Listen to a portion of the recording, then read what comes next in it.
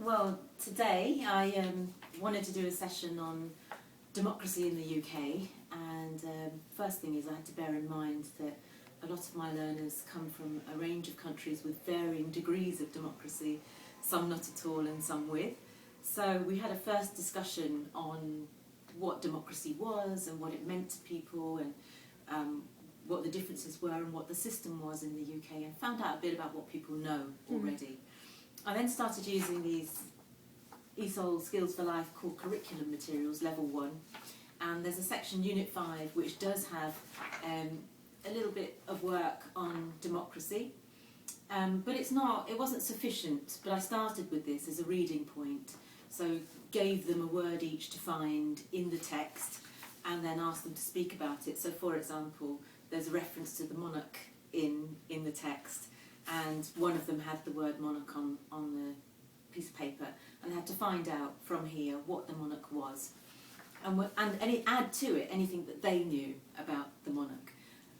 To my delight, that provoked a real strong debate on the role of the Queen and the usefulness of the Queen, how many bedrooms she'd got, how many dogs she'd got, and then it was on to, well, do we really need the Queen, and why is she still head of a Commonwealth when that's so outdated and the empire is gone. It was really good discussion, and of course we had people in the room that supported the Queen too. So I formed it into a debate with the students asking, developing first of all a list of reasons that we should have the Queen and a list of reasons that we shouldn't have the Queen, and then setting it up as a debate.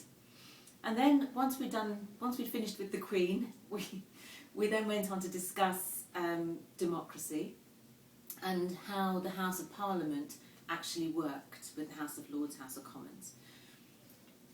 Once we'd done a bit of reading about that, I wanted them to reflect on whether the House of Parliament truly was a democratic unit in the sense of being representative of people. So what I did was I got some census statistics from the 2011 census and had a reading which was it was a close. I took out a lot of the information about the population, about ethnic minority groups, about religious groups, disability, gay and lesbian people, took all the information out and asked them to guess and estimate what those figures were. And then we went through the answers and I gave them the answer sheets, and of course, I mean, this is part of the intention, people are really shocked at how much they overestimate or underestimate and what they've picked up from the media. So that we had a really good, interesting discussion about that. And what it provoked was a couple of comments about immigrants needing to integrate more, which was all grist to my mill, because it meant that I could really talk with them about what that meant. And we got on to talking about white British people who live very close together, but we don't talk about them not integrating. And I asked them at one point, well, who do you think actually integrates the least? You know, who do you think that is? And you know, it is the richer, upper class people who live in Gerrard's Cross, mainly white British, although there are some Asians there now.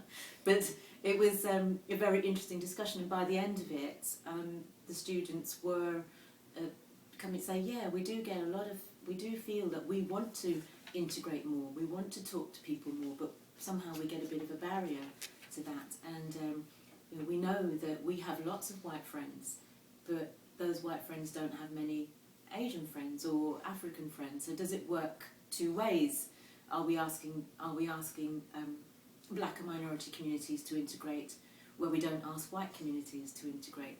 So that was the lesson today, and a few other issues came up with a bit of stereotypes. We had to do a bit of challenging of the language. But at the end of it, we reflected on it, and I think the students really enjoyed the fact that they knew a bit more about the UK, how it worked. On the whole, we're appreciative of knowing just that little bit more. And next week, we're going to do local councillors. Brilliant. That'll be fun. Thank you. Yeah.